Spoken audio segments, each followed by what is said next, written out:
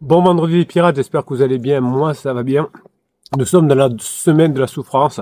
Si vous êtes en crise de couple, évidemment, vous souffrez. Si votre conjoint vous a dit qu'il vous aimait plus, et que vous êtes ensemble depuis 5, 10, 15, 20 ans, c'est normal que vous souffriez. Alors on va commencer par une histoire. Il était une fois dans un village où les vents soufflaient entre les montagnes. Un homme nommé Jonah vivait là. Il avait grandi dans cette petite maison en pierre où les repas étaient simples, les journées longues et les rêves de l'avenir baignaient dans une lumière d'innocence. Alors, c'était loin, évidemment, des réseaux sociaux, de YouTube, du capitaine, etc. Mais le temps, comme il fait toujours, apporte son lot de questions, même quand tout est tranquille, des questions parfois silencieuses qui doucement, mais sûrement, rongent les fondations de l'existence. Et oui, on croit que finalement, tout va bien se passer. Et puis, la vie nous réserve son lot de surprises.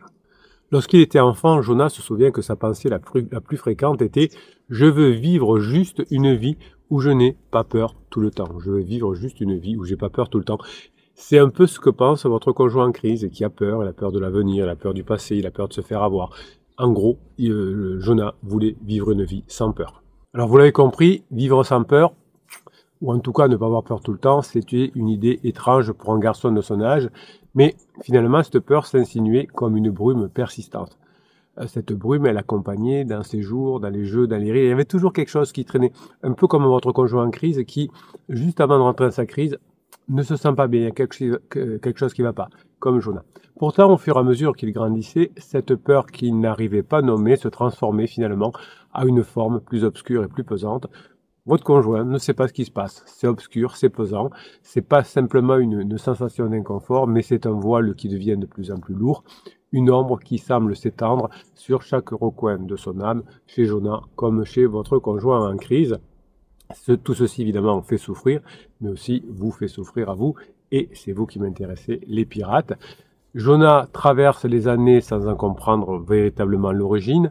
En grandissant, il perçoit que quelque chose cloche en lui, quelque chose d'indéfini qui se tord dans des pensées, dans des émotions évidemment, et qui l'empêche de se sentir en paix. Qu'est-ce qui va se passer pour Jonah? La vie continue, mais pour l'instant, il n'a ni mot ni soutien. Il n'y a pas les pirates, il n'y a pas les clients du capitaine qui peuvent aider. Il n'y a ni mot ni soutien pour parler de cette tourmente intérieure. Alors vous voyez, pour vous, comme c'est dur évidemment, même si vous êtes aidé par le capitaine, par les clients, par les pirates, pour lui, il ne peut pas se faire aider. Donc lorsque Jonah a 19 ans, la pression devient pour lui insupportable. Finalement, il se sent comme un arbre qui est arraché de ses racines sans direction. Un peu comme votre conjoint dans sa crise, hein, il ne sait pas où il va. C'était comme s'il vivait une version de lui-même qu'il n'avait pas vraiment choisie, se demandant sans cesse ce qu'il faisait là. Hein. C'est vraiment Jonah ou votre conjoint. C'est à ce moment-là qu'il décide de consulter et il ne sait pas ce qu'il cherchait, mais il allait pas bien. Hein. Votre conjoint peut aller voir un psy sans savoir pourquoi il va pas, ou il peut aller voir un pansement. Admettons que Jonah soit dans un mode un peu plus moderne, admettons qu'il y ait Internet, et que Jonah se tourne vers Internet. Il fouille jusqu'à découvrir ce qu'il avait. Et ce qu'il avait ressenti, ça avait un nom. Hein, il lut que c'était une crise existentielle, donc à 19 ans, c'était la crise d'adolescence. Ce vide qui dévore les certitudes et les rêves de la vie ordinaire. Jonah comprit alors qu'il était pris dans une tempête intérieure, qu'il n'était pas le seul à traverser. Hein, si votre conjoint avait fait l'effort d'aller sur Internet et de regarder la chaîne YouTube du capitaine, il aurait compris, par exemple, d'autres chaînes évidemment, hein, qu'il n'était pas le seul à traverser, ni le premier à vivre, et que c'était même quelque chose de normal. Finalement, pour Jonah, le diagnostic qu'il reçut fut un soulagement, mais aussi une douleur à la fois. Il lui fut dit finalement qu'il vivait une forme de crise existentielle aiguë liée à son adolescence, mais qu'il y avait d'autres formes de crise existentielle qu'il vivrait peut-être plus tard, la trentaine, la quarantaine, voire la cinquantaine. Évidemment, tout ça lui donnait des troubles de l'anxiété, une sensation constante de solitude. Jonah avait besoin de se libérer de ses angoisses, comme votre conjoint, d'embrasser la douleur pour la comprendre et de tourner son regard vers son propre abîme et d'y puiser des réponses. Jonah se demandait comment faire face à ce vide, à cette sensation de se perdre, à cette peur infinie de ne plus être à la hauteur de ce qu'il attendait de lui-même. Effectivement, hein, vivre sa crise, c'est un peu compliqué. Pendant plusieurs années, Jonah parcourut un chemin d'embûches. Et oui, une crise existentielle, c'est long, ça peut prendre plusieurs mois, voire plusieurs années. Alors comme votre conjoint, pendant plusieurs années, Jonah finalement se rendit chez des psys, prit un pansement, se consacra à des choses un peu extrêmes, Il essaya de trouver plusieurs façons de moins souffrir, et évidemment rien ne semblait s'approcher de la paix. Puis il fuyait la situation, plus il avait mal. Il vivait dans un mode parallèle, un peu comme votre conjoint, où la normalité des autres l'échappait. Votre conjoint croit qu'il est exceptionnel, et évidemment ses pensées tourbillonnaient sans fin. Alors il suivait les conseils qu'il lisait là ou l'autre de copains, mais chaque fois c'était un combat perdu, tout ce qu'il essayait de faire, notamment laisser tomber, ça va passer, c'est toi qui as raison, les autres ont tort. Eh bien, le problème, finalement, persistait. Finalement, Jonah n'avait pas d'autre choix que de marcher en avant, car s'il se retournait, il risquait de se perdre dans l'abîme de sa propre confusion. Le temps passe, Jonah se retrouve à vivre des relations, il sort de l'adolescence. Évidemment, aucune de ces relations ne pouvait répondre à ses attentes, comme les relations ne peuvent pas, les relations pansement ne peuvent pas résoudre les problèmes de votre conjoint. Finalement, Jonah, comme votre conjoint, se sent constamment sur le point de sombrer, comme un navire finalement en pleine mer et sans repère. Et finalement, alors qu'il croit que tout est perdu, un événement majeur se produit, il fait un voyage à l'étranger, et Jonah se retrouve dans une nouvelle ville, un nouveau pays, loin de chez lui. Donc pour vous, ça correspond, pour votre conjoint, la nouveauté de changement, la vôtre. Ce voyage, qui était censé être une aventure, mais se transforme en un miroir pour lui cruel, lui renvoyant l'image d'un jeune homme qui ne savait plus où il allait. C'est la sortie de crise de votre conjoint qui, tout d'un coup, face à vous qui avez changé, qui êtes maintenant quelqu'un d'extraordinaire, lui ne sait plus où elle ne sait plus où elle va. C'est à ce moment précis, après que son voyage intérieur ait commencé, que Jonah commence à comprendre finalement ce qu'il avait. Jonah était persuadé qu'il avait un trouble de la personnalité. Il était peut-être même, selon lui, accompagné d'une phase maniaque de type bipolaire. Il avait lu ça sur Internet. Jonah regarda ce diagnostic plusieurs fois pendant toute sa crise, et il en avait en tout cas certains symptômes. Il voyait tout ça comme une sorte de miroir froid finalement, mais d'un autre côté, ce voyage lui fait sentir qu'il était extrêmement soulagé. Donc il a compris de cette tourmente qu'il avait traversée, il n'était plus seul face à son ombre, la crise existentielle était en train de se finir. Il réalisa que pour guérir, il était devenu indispensable de comprendre ce qu'il traversait, et c'est dans ce voyage où il a compris ce qu'il traversait, sa véritable crise existentielle, qu'il a pu s'en sortir. Jonah a compris que finalement ce n'était pas une bataille contre des forces invisibles ou contre des monstres intérieurs, mais contre une exploration de son propre esprit qui était en train de changer, une quête pour comprendre le rôle de sa souffrance. Plus Jonah avait voulu fuir sa souffrance dans des pansements, moins il avait compris. Jonah, à la suite de ce voyage, s'est mis à chercher des solutions, apprendre, travailler. Il cherchait à transformer sa propre crise existentielle en une opportunité, et ça a été le nouveau chapitre de sa vie. Dans les mois qui suivirent, il travailla sur lui-même avec acharnement. Alors votre conjoint peut-être ne pourra pas travailler sur lui-même, vous savez que ça demande une certaine expertise, une certaine ouverture d'esprit. Si vous êtes là, effectivement, c'est que vous y croyez, mais peut-être qu'il y a des personnes qui n'y croient pas aujourd'hui. Peut-être qu'on croit que sortir de sa crise, eh bien, ça va se faire tout seul. Oui, ça va se faire tout seul, mais ça va prendre plus de temps. Et si vous attendez, vous, que votre conjoint soit sorti de la crise sans rien faire, eh bien, quand il sera sorti de la crise, évidemment, on n'y arrivera pas. On n'y arrivera pas. Donc, Jonah, lui, s'est positionné en explorateur, comme vous, finalement, un explorateur qui fait un voyage dans son propre monde intérieur. Évidemment, comme pour vous, les progrès furent lents, mais par le travail, les progrès sont lents mais réels. Jonah retrouva des amis sur lesquels il pouvait compter, comme vous, mes clients et les pirates autour du groupe Facebook, évidemment. Et il a rencontré effectivement beaucoup de personnes qui traversaient les crises similaires, comme vous rencontrez ici des personnes qui traversent des crises similaires de votre conjoint. Jonah devient finalement à la fin un mentor pour ceux qui, comme lui, avaient lutté dans l'ombre, partageant son histoire. pour aider les autres à éviter les pièges dans lesquels il était tombé pendant sa crise existentielle. Vous êtes pareil avec les autres pirates, hein. Au début, vous avez commis beaucoup d'erreurs, et puis au fur et à mesure, vous montrez à votre conjoint que vous avez changé, et vous montrez aux autres pirates que maintenant vous êtes des professeurs. Jonah comprit alors que l'existence n'était pas une route droite, mais un chemin semé de doutes, de questionnements et de renaissance. Chaque moment d'angoisse, chaque doute existentiel était une occasion de découvrir quelque chose de nouveau sur soi-même, hein, comme on le dit dans la formation de cette semaine. Eh bien, ça fait très mal les crises de son conjoint, mais Jonah compris que chaque moment d'angoisse était une forme d'apprentissage où on pouvait aller. Jonah a compris qu'il avait appris à ne plus fuir la tempête, mais à la comprendre et à la traverser. Vous aussi, mes pirates adorés, hein, vous avez compris qu'on ne fuit pas, on se forme, on apprend, on aide les autres pirates. Au bout du compte, Jonas, comme vous, était devenu un homme plus fort, plus serein, plus capable de vivre avec beauté et la souffrance de l'existence. Donc Jonas a traversé sa crise existentielle, vous traversez la crise de couple, vous comprenez le parallèle, tout en sachant, Jonas, qu'il n'était jamais seul dans cette quête. Vous n'êtes jamais seul dans cette quête. Chaque fois que vous apprenez quelque chose, vous pouvez vous faire aider par les autres pirates pour mettre en application. Jonah, qui avait un jour cherché désespérément à fuir l'ombre, apprit qu'en l'embrassant et en la confrontant, il pourrait enfin se libérer et vivre une vie pleine de sens. Vous, c'est pareil, hein. Vous avez fui pendant un moment, vous avez combattu avec votre conjoint, et puis un jour, vous avez compris que vous allez vous libérer, vous allez avoir une vie pleine de sens en apprenant, en vous formant, en mettant en application, en aidant les autres. Si vous voulez vous former, évidemment, vous avez le lien en afficher plus. D'abord, vous avez droit à une formation gratuite. Si vous cliquez sur le lien, vous avez droit au catalogue des 250 formations. Vous avez droit au groupe Facebook des pirates où les pirates les plus avancés vont vous aider à mettre en application les formations. Vous avez droit aussi au canal Telegram du capitaine où je vous mets des shorts toute la journée pour trouver des sujets de conversation avec votre conjoint, mais aussi des textes. Tout ça va vous faire comprendre que, comme Jonas, on arrive, quand on est en souffrance, à s'en sortir par une forme de travail. Jonas est devenu un maître, un mentor pour les autres. Ça vous arrivera également.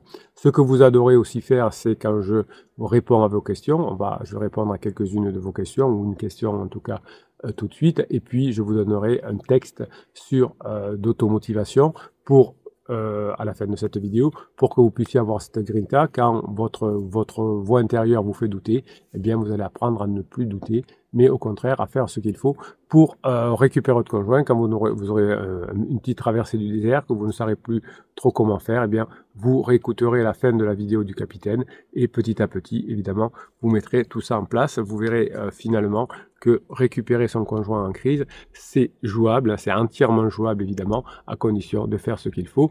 On va répondre à une question d'un client. Alors c'est un message sur le groupe Facebook de Francisca. Alors là, elle met son nom, mais au cas où ce soit le bon nom, on va le taire ici. Mon criseux n'a pas l'air de tellement apprécier ses séjours chez Pansement. Pas forcément à cause d'elle, ça je n'en sais rien, mais quand nous parlons, ce qui arrive tous les jours, il a l'air toujours stressé et blasé. Oui, ben oui, quand on est heureux, d'abord on n'a pas besoin d'aller voir un pansement. Quand on est en souffrance, évidemment, oui. Quand on est stressé, oui. Quand on est blasé, oui. Il essaie toujours de se convaincre et c'est ce qu'il veut, même si ça lui est difficile. Hein. On parlait dans une vidéo précédente, le mercredi dernier, du phénomène de gifle de réalité. Moi, je profite bien de mon week-end chez ma belle famille. Elle est un peu inquiète pour nous, mais lui surtout. Mais je lui ai expliqué que les choses allaient s'arranger. Oui, ça, on montre qu'on a la meilleure version de soi-même, même à sa belle famille. Hein. Et j'ai expliqué que jamais je ne les laisserai tomber. Je ne laisserai pas tomber son père. J'avoue cependant me dire que c'est quand même bizarre, je suis fatigué, je ne suis pas très motivé pour rentrer chez moi. Ben oui, si ça se passe bien en famille chez le papa de votre conjoint, c'est normal qu'on n'ait pas envie de rentrer chez soi. J'aimerais avoir moi aussi ma petite bulle d'évasion et profiter de ces moments avec mes filles. Ben vous avez ici, Francisca, sur le groupe Facebook de mes clients, des pirates, évidemment un moment d'évasion qui est plutôt extraordinaire. Je pense que je suis lassé, je me bats pour ne pas perdre toute mon estime pour lui ni mon amour. Alors faut pas vraiment se battre, hein, sinon vous allez souffrir. Faut plutôt faire ce qu'il faut, mettre en application les formations, qu'aller au combat. Hein, ça c'est bien pour le sport. Pour reprendre du poil de la bête, je me rappelle que cette latitude et ce sentiment de combat me montrent que je ne suis pas assez concentré sur moi, sur mon évolution. Bravo, Francisca, ça c'est très bien. Se détacher et profiter de l'instant. Je continue et je vous dis courage. Ben oui, Francisca, ce que vous vivez, évidemment, ça ressemble à beaucoup d'autres situations de crise de couple. Et tout ça vous fait ressortir des émotions puissantes, vous l'avez compris. Votre parcours avec ses hauts, avec ses bas, est un reflet typique de ce que traversent de nombreux clients, hein, ces clients qui sont dans la phase d'exploration de leurs clients. Vous faites preuve, c'est vrai, d'une belle efficacité, d'une belle capacité à prendre du recul. Vous allez chez vos beaux-parents, vous êtes agréable, ou chez votre beau-père, je sais pas. Et tout ce que vous apprenez ici, ça reste dans le présent finalement. Alors c'est comme dans la formation de cette semaine, comment gérer sa souffrance, évidemment c'est des moments inconfortables et de souffrance. Et évidemment c'est dans ces moments de souffrance que vous allez apprendre à forger ce que j'appelle la grinta.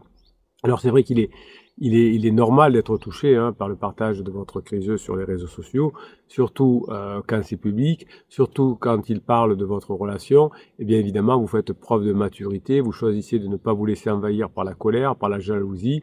Vous préférez prendre soin de vous évidemment, et de la situation avec vos enfants, c'est beaucoup mieux. Vous restez calme, vous arrivez à prendre du recul, vous appréciez des instants avec vos filles, et ça c'est bien. Tout ça, c'est précieux. Vous n'allez pas dans le combat, mais dans les victoires, et ces petites victoires, le câlin, les compliments, les choses comme ça, sont le reflet d'une évolution qui, évidemment, va vous rapprocher. Vous montrez que vous êtes capable de changer, d'abord à votre beau-père, ensuite à votre conjoint, et tout ça en étant fidèle à vos valeurs finalement.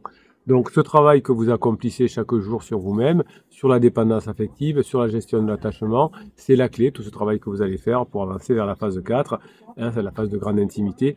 La transformation, vous l'avez compris, ça passe par une démarche personnelle, Francisca. Vous avez l'air d'être motivé pour vous former, pour maîtriser cette idée.